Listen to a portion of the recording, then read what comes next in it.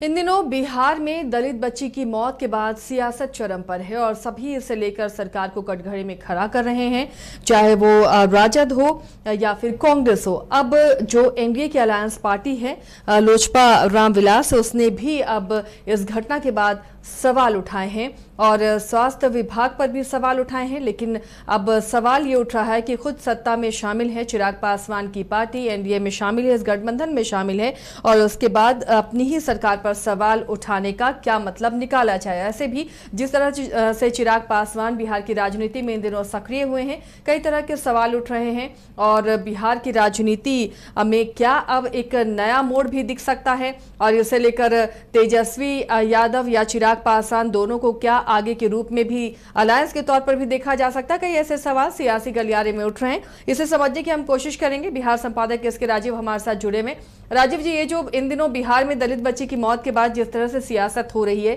सरकार पर तो सवाल उठ रहे हैं, खुद एनडीए में शामिल मतलब सत्ताधारी दलों में शामिल एलजेपी-आर ने भी अब सवाल उठा दिए हैं। उधर से राजद और तेजस्वी यादव ने जिस तरह से सवाल उठाते हुए चिराग पासवान को न्योता दे डाला है, क्या इसके मायने निकाले जाए? दरअसल में मुजफ्फरपुर में जो घटना हुई है, और सिर्फ मुजफ्फरपुर नहीं बल्कि आप गया में जो घटना हुई है कल, वो भी काफी हृदय विदारक है। एक बच्ची के साथ बलात्कार को अंजाम दिया जाता है और उसकी मां को पीटा जाता है विरोध कर पर, और जब डॉक्टर इलाज करने जाता है तो वही बलात्कारी जो युवक हैं उस डॉक्टर को गांव में बांध करके पैर में पीटते हैं और उसका विजुअल जो है आप देख रहे होंगे कि हर एक जगह वायरल हो रहा है। हालांकि सरकार ने उस पर संज्ञान लेने की बात कही है। तो अभी पूरे बिहार में दलित उत्पीड़न का एक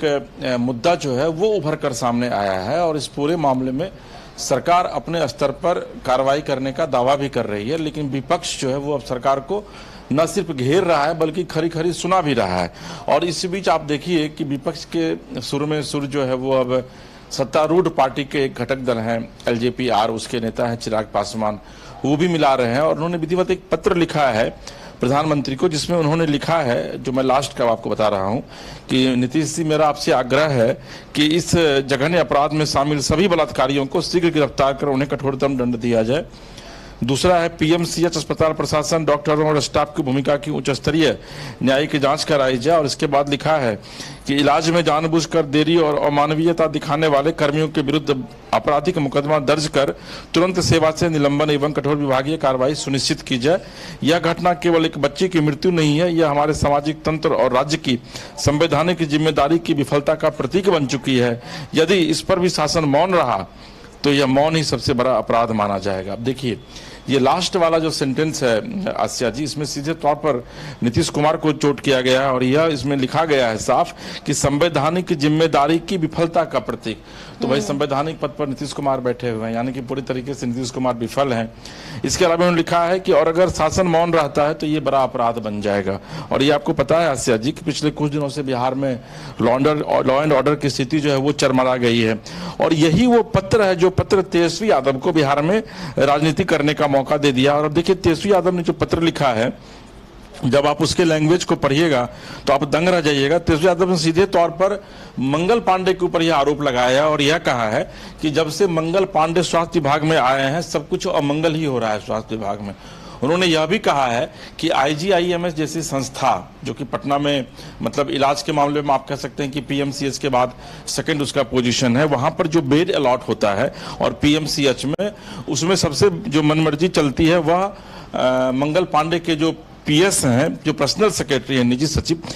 उनकी चलती है और विधिवत इसके लिए फंड पैसा लिया जाता है बेड देने के बदले में और उसके बाद बेड जो है वो अलॉट किया जाता है। और साथ ही उन्होंने चिराग पासवान पर भी निशाना साधा है और यह कहा है कि चिराग जी आप अपनी सरकार में रह करके ही सरकार को घेर रहे हैं और अगर वाकई में आपको दलित से इतना प्रेम है, चूंकि आप दलित नेता हैं, बिहार आपको बुला भी रहा है, तो फिर क्यों नहीं आप सरकार से रिजाइन करके आप हमारे साथ विपक्ष के साथ आइए और फिर इस लड़ाई को अंजाम दीजिए। तो चिराग पर भी उन्होंने कहा कि एक साथ आप दो काम नहीं कर सकते हैं, एक तरफ आप सरकार का भी विरोध कीजिएगा, दूसरी तरफ आप सत्ता की मलाई भी बैठ करके खाइएगा। तो दो मामलों एक ही जगह पर बैठ करके आप दो तरीके की राजनीति मत कीजिए, चूंकि बिहार की जनता है वो सब जानती है। और अगर वाकई में आपको इतना प्रेम है तो फिर आप हमारे साथ आइए और इस दलित उत्पीड़न के मामले को उठाइए। देखिए, दरअसल में ये तमाम जो कवायद है आसिया जी, ये तमाम कवायद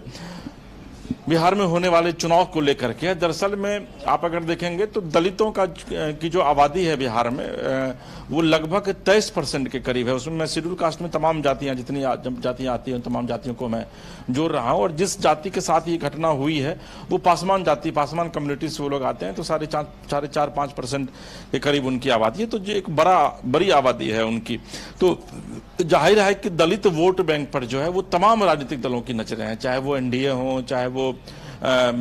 महागठबंधन हो। और चिराग पासवान तो खुद को दलितों का नेता कहते हैं। इवन कुछ दिन पहले उन्होंने यह भी कहा था कि भाई हम तो सामान्य सीट से चुनाव लड़ेंगे अगर बिहार में आते हैं, क्योंकि अब हम सर्वमान्य नेता के तौर पर उभर कर सामने आ रहे हैं। तो चिराग पासवान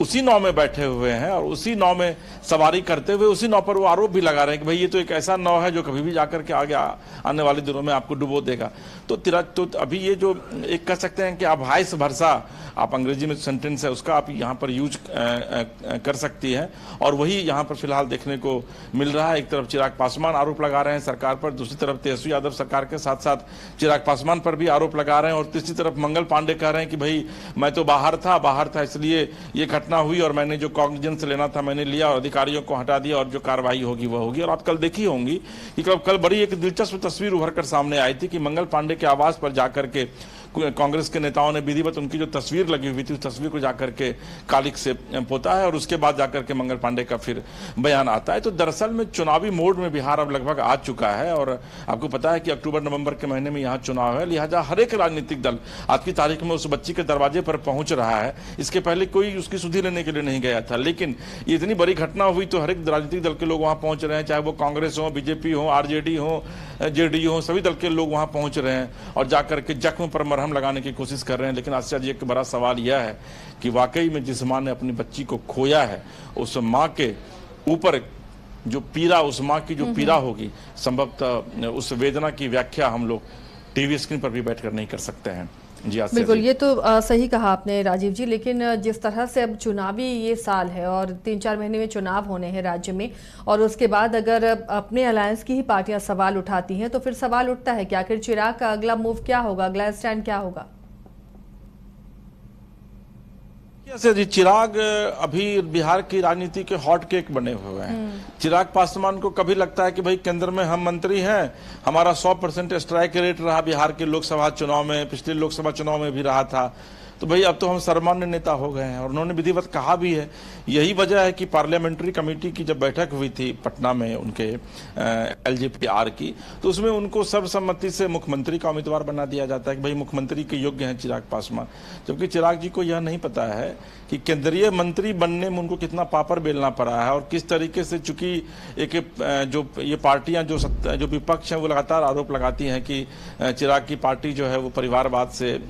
पर आधारित है, जीतन राम मांझी की पार्टी जो है वो परिवारवाद से जुड़ी हुई है। हालांकि तेजस्वी यादव की पार्टी भी परिवारवाद से का ही आरोप लगता रहा है। तो चूंकि रामविलास पासवान इतने बड़े नेता थे कि उनको उसका लाभ चिराग पासवान को मिला, लेकिन मुख्यमंत्री बनना किसी भी प्रदेश का, और उसमें भी बिहार जैसे बड़े प्रदेश का, आसिया जी इतना आसान नहीं है। और आप देखी होंगी कि पिछले कुछ दिनों से लगातार, परसों भी अरुण भारती आए हुए थे, हम लोगों ने स्पेशल डिबेट भी किया था। अरुण भारती उनके बहनोई भी हैं और अभी सांसद हैं जमुई से, और वो पटना एयरपोर्ट पर आने के साथ ही उन्होंने कहा कि भाई अब तो क्या नाम है, एक चिर प्रतीक्षित जो डिमांड है बिहार वासियों की वो इस विधानसभा चुनाव में आने वाले दिनों में पूरा होगा। तो चिर प्रतीक्षित डिमांड है भाई चिराग पासवान को मुख्यमंत्री बनाने की। तो अब किस बिहारवासी, कौन से बिहारवासी हैं जो चाह रहे हैं कि भाई चिराग पासवान को बिहार का मुख्यमंत्री बनाए, अब नीतीश कुमार मुख्यमंत्री नहीं रहेंगे। और जो पत्र लिखा है चिराग पासवान ने उसमें निश्चित तौर पर उनका जो लहजा है वो सीधे तौर पर तंत्र के साथ साथ नीतीश कुमार पर भी आरोप लगा रहे हैं, वो स्वास्थ्य विभाग पर भी आरोप लगा रहे हैं, मंगल पांडे, यानी कि कुल मिलाकर आप कहें तो अपनी सरकार को ही वो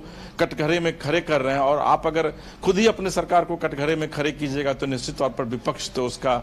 मजा लेगा ही। जी आसिया जी।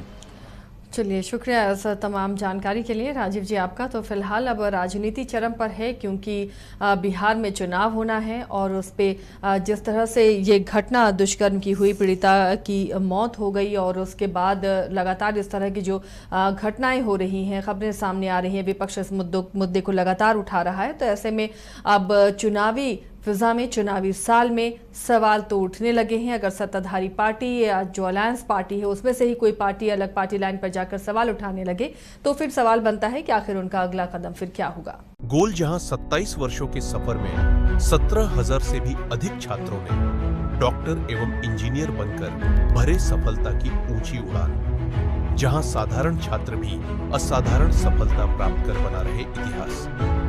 दूरदर्शी शिक्षाविद श्री विपिन सिंह के मार्गदर्शन में मेडिकल एवं इंजीनियरिंग के लाखों छात्रों के लिए आशा की किरण के रूप में गोल्ड रिजल्ट फैक्ट्री